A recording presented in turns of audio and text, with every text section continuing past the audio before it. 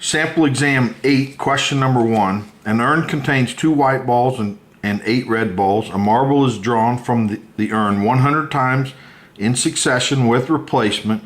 Which of the following is closest to the probability of drawing more than 75 red marbles?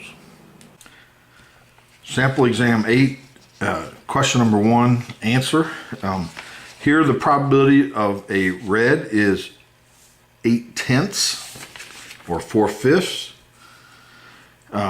If we let X be the number of red marbles drawn out of the 100 times, we're looking for the probability that X is greater than 75. And since X is discrete, that's the same as X greater than or equal to 76. And this becomes a binomial because on each draw, the probability remains the same of obtaining a red. So you either obtain a red or don't. So it's a binomial distribution, and then this is the exact probability. And good luck calculating this. It would be very tough. So we have to use what's called the normal approximation to the binomial. And here is how you do it. So we know that X is binomial with 100 and P equal to 4/5, which is what we got here, and we have a sample of 100. Oh, and that should not infinity, that should be 100. The expected value of a binomial is NP, so that's 8. The variance of a binomial is NPQ, which is 16. Now, before we start here, let's look at a plot of a binomial. Now remember that a binomial is discrete, so it's not a continuous flow. So over, this is a binomial of n100, so the possible outcomes are from 0 to 100. The mean is 80, not 8. And then, so if we plot this, each bar represents a probability. So that's a certain probability. And at 81, you get a dot. Or in 82, it's a dot. But if you plot this, one of the cool things about a binomial is the larger the n goes, the more that when you plot this, it kind of looks like a normal distribution. And so what we do is we approximate these probabilities, the sum of these, the dots, with a normal distribution.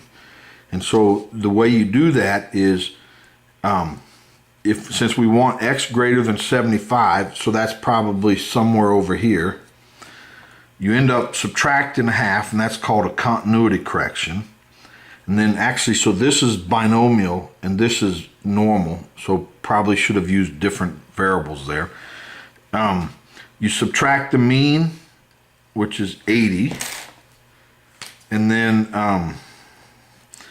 divide by the standard deviation, and and that makes it a z. So we're finding the probability that z is greater than negative 1.125, and that's 0.87. Number 2, a system has 2 components placed in series so that the system fails if either of the 2 components fails.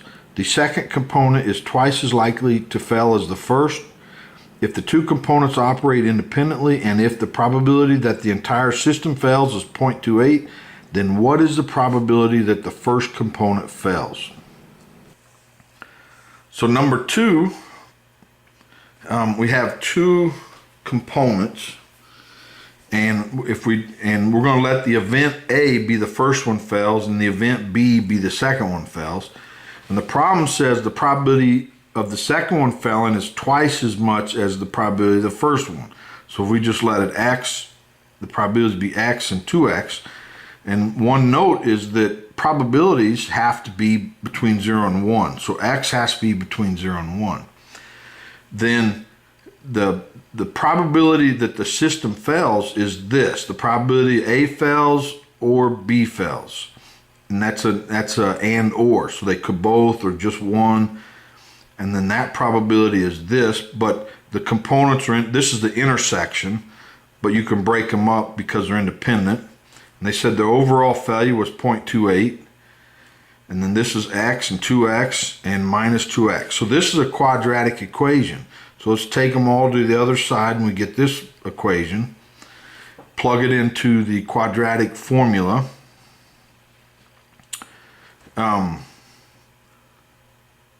And we get this, and these are the two possible solutions. But this is greater than 1, which we can't have.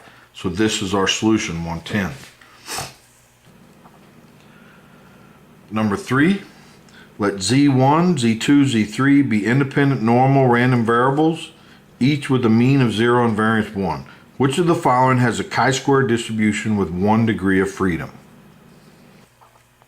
Now number 3, we want to know which one of those is a chi-squared distribution. And the Z's are normal distributions, independent normals, and so their linear combination would also be normal. So if we let Z1 plus Z2 minus Z3 be our target, that's also normally distributed. So let's find the mean. And then the variance of this is just the variance of the individuals, which is they're all 1, so it's 3. So if we take this linear combination minus the mean of 0 divided by the standard deviation, that's a standard normal distribution. And then if we square a standard normal distribution, we get a chi-squared 1. But Z was this, so we square it, and that's it.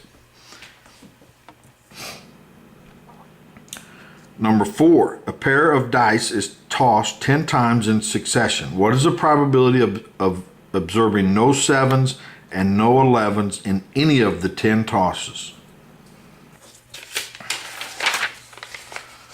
So number 4, want to find the probability of observing no 7s or 11s. So here if we let x be the number on the die, so probability that we observe a 7 is 6 over 36. Probability we observe an 11 is 2 over 36. So the probability that x is not equal to 7 or 11 is 1 minus the probability that, of subtracting those out, which we get 28 over 36. We just plug those numbers in here.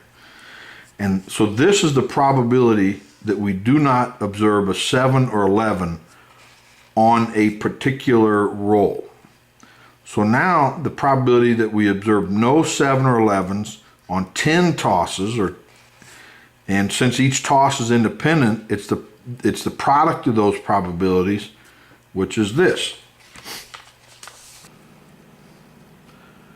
Number 5, a card hand selected from a standard deck consists of 2 kings, a queen, a jack, and a 10. 3 additional cards are selected at random and without replacement from the remaining cards in the deck. What is the probability that the enlarged hand contains at least 3 kings? Number 5, we're dealt a hand 2 kings, 1 queen, 1 jack, 1 10. And then we're asked to draw 3 more cards, and we want to know the probability that we have at least 3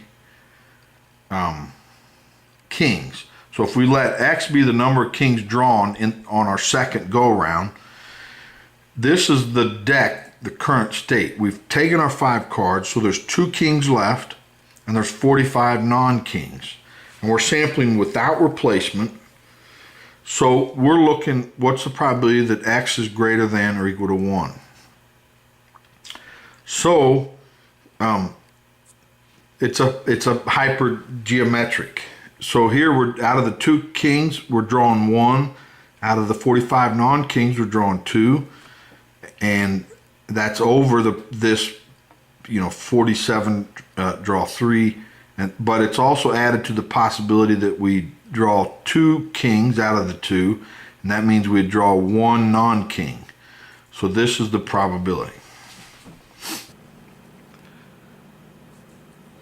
Number 6, let x1 through xm and y1 through yn be independent random variables, random samples from a normal distribution with unknown mean mu and unknown variance sigma squared.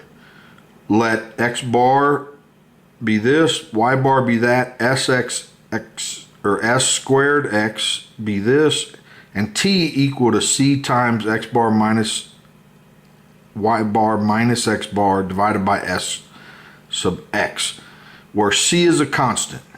If t is the student's t distribution with appropriate degrees of freedom, what is the value of c?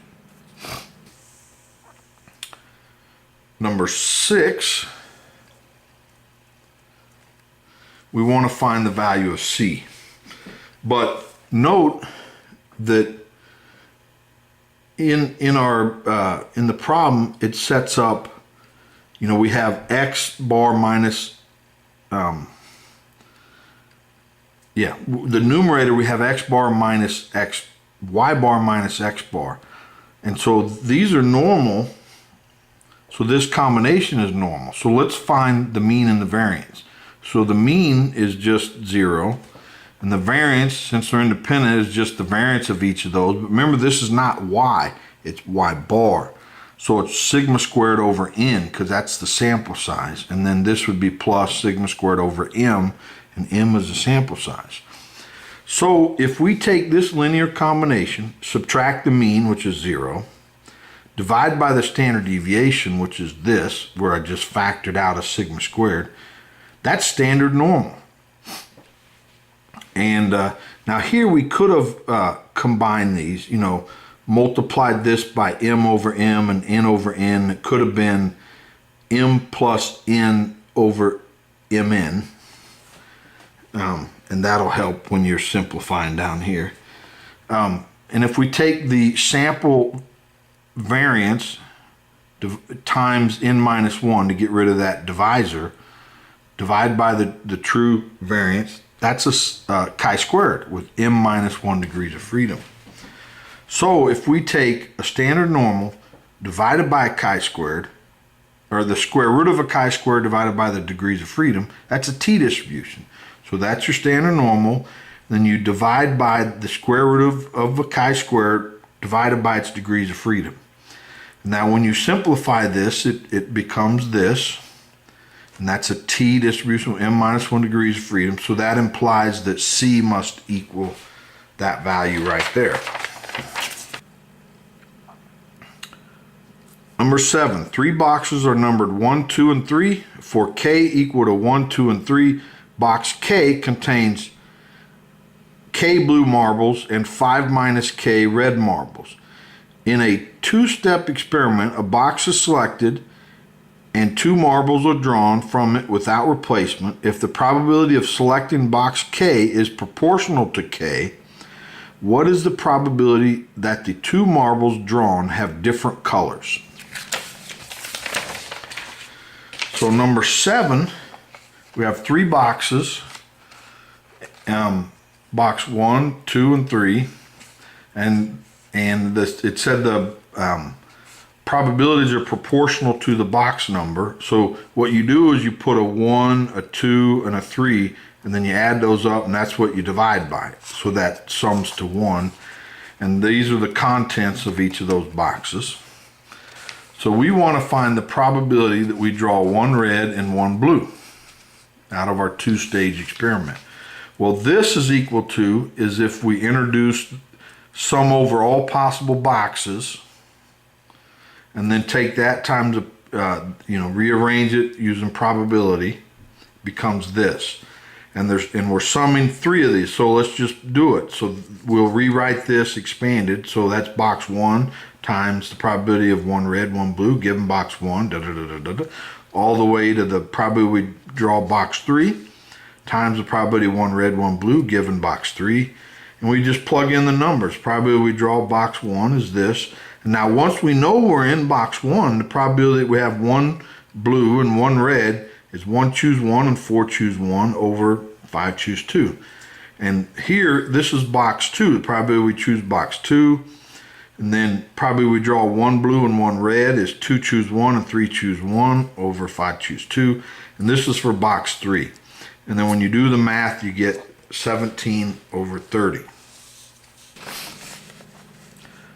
Number 8. Let x have a uniform distribution on the interval 1 to 3. What is the probability that the sum of two independent observations of x is greater than 5? Now, number 8, we have x1 and x2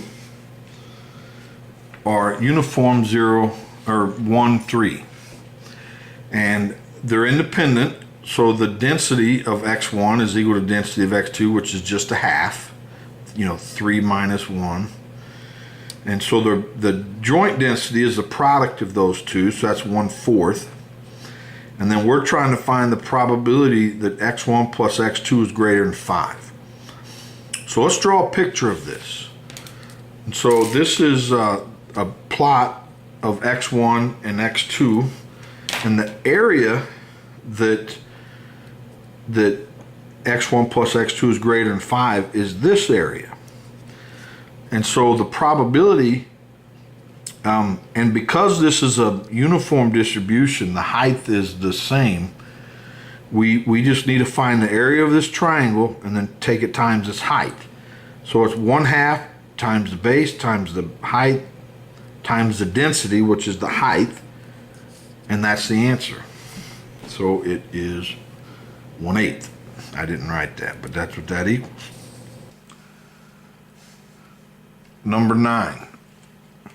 Let y have a uniform distribution on the interval 0 to 1, and let the conditional distribution of x given y be uniform on the interval 0 to the square root of y.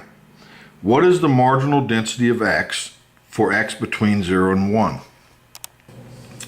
So number 9, we're asked to find the marginal density of x.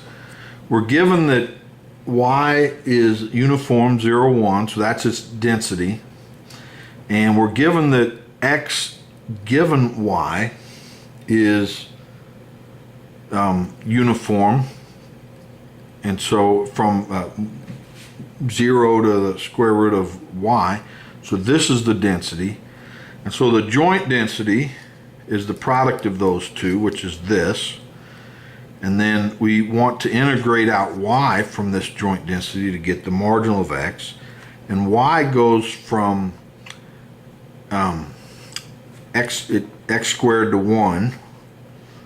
And that's our density. So I write that as an exponent because it's just easier for me to integrate. So then to take the antiderivative, you plus it times a half divided by a half, so you get this. Fill in the limits of integration, you get 2 times 1 minus x. Well, that's all I have for today. Hope you enjoyed the video. If you did, please like it and subscribe so you don't miss the next one. Thanks. Bye.